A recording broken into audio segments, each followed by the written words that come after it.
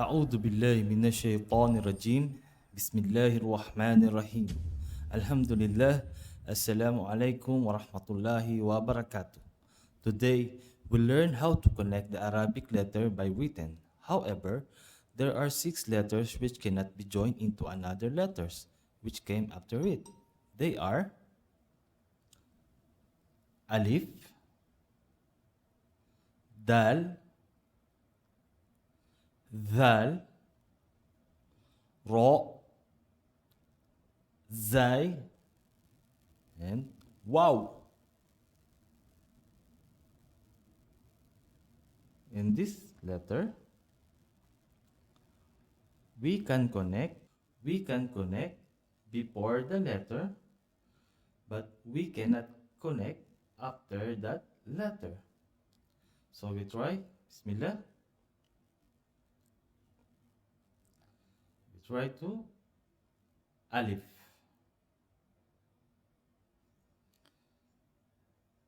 In the letter alif, we try to connect these 3 letters.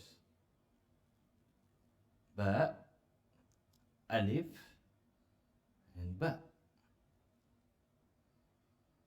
We can connect from ba to alif, but we cannot connect from alif to ba. We try. Ba, alif, then ba. Inshallah, we try again to another letters. We try this letter dal. We try to connect this letter mim, dal, ra, sin, and ta marbuta. We can connect before that letter, but we cannot connect after this letter. Okay, we try. Mim, dal, ra, sin, and ta marbuta. Okay, ra and dal. Try another one.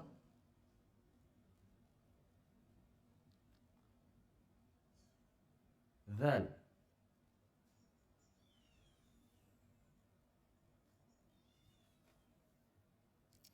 letter mim, dal, ha, ba. We try to connect this one, but we cannot connect after that dal. Okay,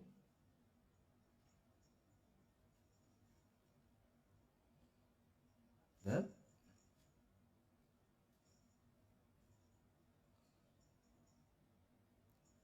there are dal. Okay, try to another one.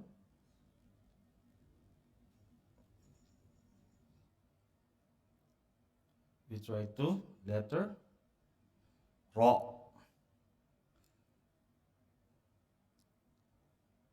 Okay, we try to connect these letters wow, zai, ya, and ra. Okay, remember from before the zai, we can connect. See, after and this one. So we try to connect. Wow, cannot connect the wow. This letter wow cannot connect to after the wow.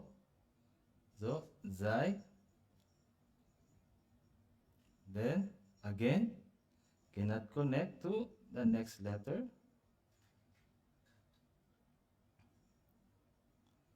So, ya and ra. Okay? Wow, zai, ya and ra. Okay? Another one. Zai.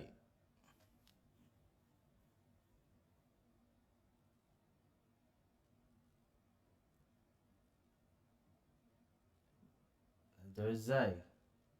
So we try to connect these letters. Zai, mim, ya, lam. Okay? Zai cannot connect after the zai. Okay? This mim can connect. This ya can connect. But this zai cannot connect to mim. So we try to write zai, mim, then lam. Okay. Bismillah. Another one. Next one. Wow.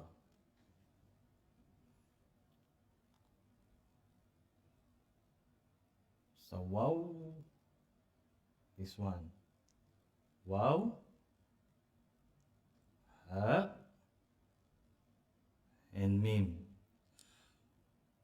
This wow cannot connect to ha. This ha can connect to mim. So we try. Wow. Ha. Mim.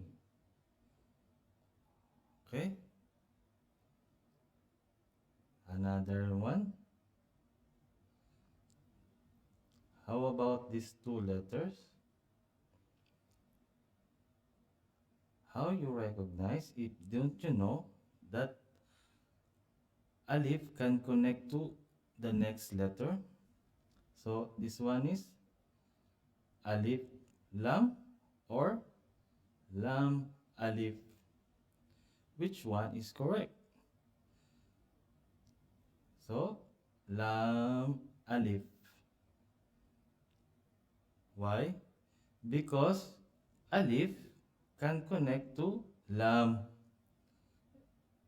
and lam connect to alif. So lam alif. Okay? Assalamualaikum warahmatullahi wabarakatuh.